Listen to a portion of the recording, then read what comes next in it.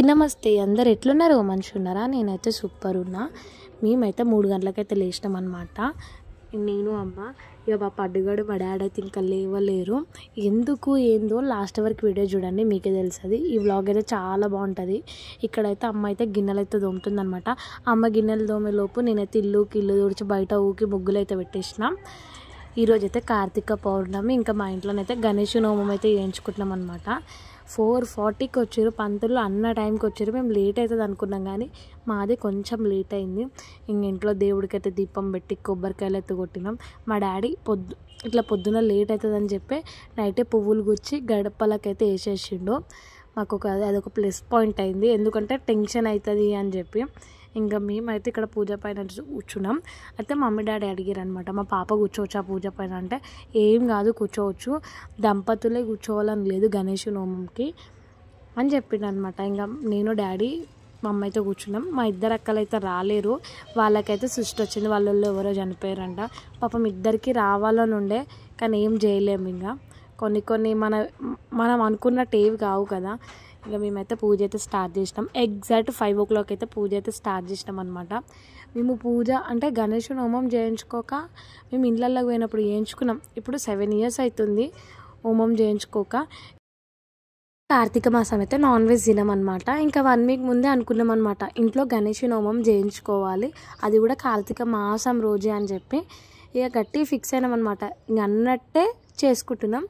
ఇంకేంటంటే మేము కార్తీక మాసం రోజు ఇంటికి పువ్వులు గుచ్చి ఇంకా గుమ్మడికాయ అయితే పక్కా కొడతాం అనమాట. ప్రతి ఇయర్ కార్తీక మాసం రోజు ఇంకా పనిలో పని అని చెప్పి ఇట్లా చేయించుకుంటున్నాం. అంటే అప్పట్లో ఇట్లా హోమం గుండం అనేది లేదనమాట. ఇటుక పిల్లలతోటి ఇసుకతోటి అయితే చేస్తారు. కానీ ఇప్పుడు ప్లస్ పాయింట్ ఏంటంటే అదంతా ప్రాసెస్ లేకుండా హోమం గుండం అనేది వచ్చేసింది. మాకైతే పంతుల్లే ఇచ్చారనమాట. వాళ్ళు ఏం చెప్పారంటే, ఈరోజు ఉంచుకొని నెక్స్ట్ డే ఇవ్వండి అని చెప్పారు. మేమైతే దాని ముందు రోజే తెచ్చుకొని మంచిగా నీట్గా కడుక్కొని బొట్లు అయితే పెట్టుకున్నాం అనమాట. మాకు అది ఒకటి ప్లస్ పాయింట్ అయిపోయింది. అసలు గణేష్ నోమం ఎందుకు చేసుకుంటారో మీకు ఏమైనా తెలిసే కామెంట్ చేయండి. నాకైతే కొంచెం మాత్రమే తెలుసు, ఆ కొంచెం మీతో షేర్ చేసుకుంటున్నా. గణేష్ నోమం చేయించుకుంటే మనకి ఇంట్లో నెగిటివ్ ఎనర్జీ అంతా పోయి పాజిటివ్ ఎనర్జీ అనేది వస్తుందంట. ఇంకేమైనా శని ఇంకేమైనా ఉంటే వెళ్ళిపోతుందంట. అందుకనే అంటే 2 yearsకి ఒక్కసారైనా 1 yearకి ఒక్కసారైనా మన ఓపికని బట్టి, అంటే మన దగ్గర ఉన్న మనీ బట్టి మనం చేసుకుంటే చాలా మంచిదంట. నేనైతే అంటే హోమం చేస్తుంటే వాళ్ళు కొన్ని వేద మంత్రాలు చదివారనమాట. అంటే గణేశుని మంత్రం ఒక్కటి కాకుండా గాయత్రీదేవి మంత్రం, నరసింహస్వామి మంత్రం, ఇంకా అనుగ్రహదేవి మంత్రం, మృత్యుంజయ మంత్రం, ఒక 5 అయితే చదివారు అనమాట. చాలా అంటే చాలా బాగా చదివారు. అంటే మేము అప్పుడు ఇండ్లలో పోయినప్పుడు నేను అంత కాన్సన్ట్రేషన్ అయితే చేయలే, అప్పుడు పని అంత కాన్సన్ట్రేషన్ అయితే చేయలే. కానీ ఇప్పుడు మాత్రం ప్రశాంతంగా కాన్సన్ట్రేషన్ చేసిన. కొన్ని వేద మంత్రాలలో నేను మృత్యుంజయ మంత్రం అంటే వాళ్ళు చదువుతుంటే నాకు అప్పుడు వెలిగిందనమాట. నేను శివాలయం గుడికి పోతే, ఏ శివాలయం గుడికి వెళ్ళినా కూడా మృత్యుంజయ మంత్రం అని ఒక బోర్డులో రాసి పెడతారనమాట. అయితే నేను ఇట్లానే వేరే గుడికి కూడా వెళ్ళినప్పుడు నేను అడిగాను అనమాట, ఎందుకు మృత్యుంజయ మంత్రం ఎందుకు రాసి పెట్టారని నేను పంతులు అడిగితే ఆయన నాకు చెప్పిండు అనమాట.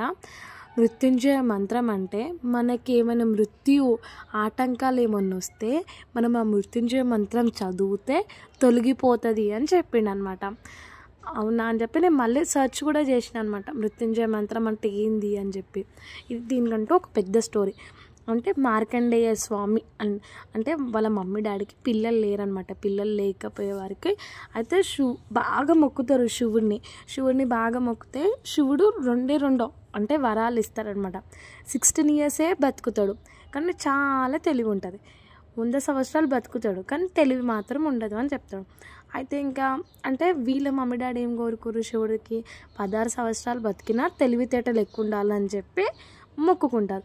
మాకు ఇతనే కావాలి అని అంటారనమాట. ఇంకా మార్కండేయ స్వామి అనేది జన్మనిస్తాడు. ఆయనకి 16 years పడుతుంది. ఆయన పుట్టినప్పటి నుంచి 16 years వరకు శివుడినే మొక్కుతారు. వాళ్ళ ఇంట్లో వాళ్ళంతా శివుడికే. ఇంకా అయితే ఆయన ఇంకా యమధర్మరాజు ఆయనకు 16 years పడగానే యమధర్మరాజు వచ్చి తీసుకోవడానికి వస్తాడు. ఆ మార్కండేయ స్వామి ఏం చేస్తాడంటే లింగాన్ని పట్టుకొని మృత్యుంజయ మంత్రం చదువుతాడు.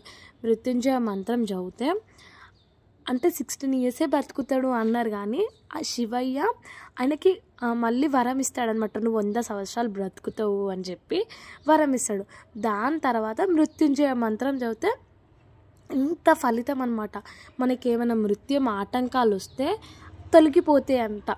అందుకని మీరు కూడా బయటికి ఎక్కడికి వెళ్ళినప్పుడు మృత్యుంజయ మంత్రం చదువుకోండి, చాలా మంచిది. నేను తప్పుగా మాట్లాడితే నన్ను క్షమించండి. నాకు తెలిసిన పాయింట్స్ మీతో షేర్ చేసుకున్నా. ఇంకేమైనా నేను తప్పుగా ఏమైనా చెప్తే కామెంట్ చేయండి. నాకైతే ఇంతే తెలుసు స్టోరీ.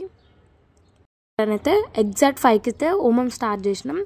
6:30 వరకు అయితే హోమం అయితే అయిపోయిందనమాట. పంతులు కూడా చాలా ఓపిక, ఇంత అంటే కసిరించుకోవడం అట్లా ఏం లేదు, తెలియకపోతే ఇన్ డీటెయిల్గా చెప్తారు అనమాట. చాలా అంటే చాలా మంచిగా అనిపించింది.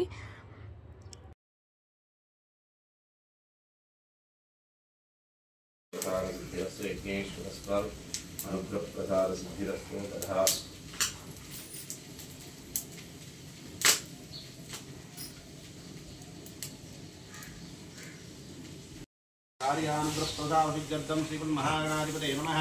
ओं गातुं निग्राय गातुं नित्यमतये देवी सुस्थिरस्तुनः स्वस्तिरमानुषेभ्यः ऊर्ध्वं चकारवेशं शन्नोऽस्तुजपदे शञ्चदुष्पदे।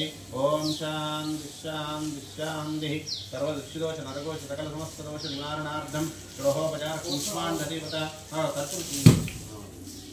विधानोपचार पूजा सर्वदुष्टदोष परिहारार्थं नरकोष परिहारार्थं सकल समस्तोपचारकं श्लोकोपचार कूष्माण्ड बलिं ददामि। कूष्माण्ड देवता बलिं ददामि। कूष्माण्ड देवता बलिं ददामि। कुङ्कुमानि विलेपनं समर्पयामि। अक्षरान् पुष्पैः पूर्वडेसि पुष्पैः पूजयामि। षोडशोपचार कूष्माण्ड बलिं ददामि। षोडशोपचार पूजां समर्पयामि। नारिकेल बलिं ददामि। कोबरकाय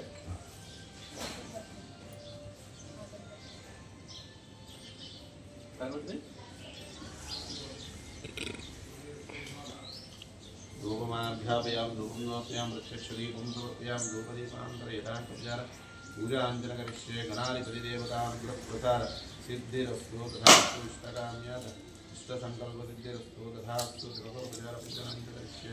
सर्वापराधान् सर्वमङ्गलविग्रहस्थपरिवाराय नमः। అక్క అమ్మ అల్ల కూర్చో.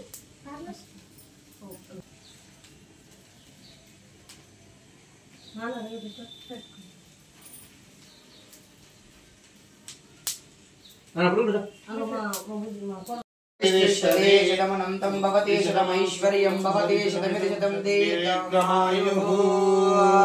अकारुच्वरणं सर्वव्याधिनिवारणं समस्तपापक्षेकरं श्री महागणाधिपतिदेवता पादोदकं पावनं शुभम्। फलप्रदं श्री महागणाधिपतये नमो नमः। विनाशक्ति देवतानुग्रहप्रसाद्यस्तु दीर्घसुमङ्गली गो लक्ष्मी सौभाग्यदा कृपाकटाद्यस्तु तथा सरस्वती कृपाकटाद्यस्तु विद्या प्राप्ति। ఏం చేస్తున్నావురా అని హాయ్ చెప్పు, హాయ్ చెప్పు. ఎప్పుడు వచ్చినావు? అందరు పోయినాక లాస్ట్కి వచ్చింది అని కదా. గుడికి పోయినావని ఎన్ని గంటలకు లేచినావు? 5 గంటలకు లేచినావా? నిజం చెప్పు. నిజం కదా? ఏం చేసినా? ఏ గుడికి పోయినావు?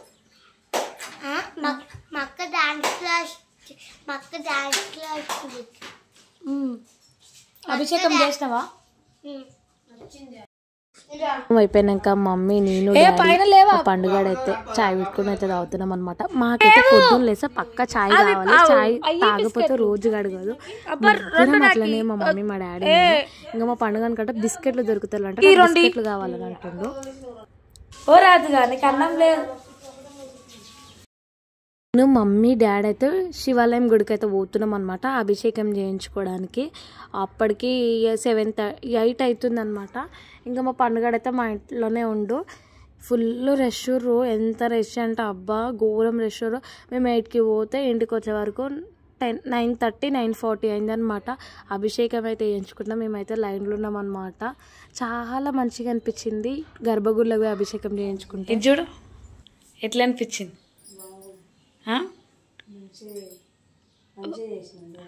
మంచిగా హోమం అయితే కలుపుకుందాం.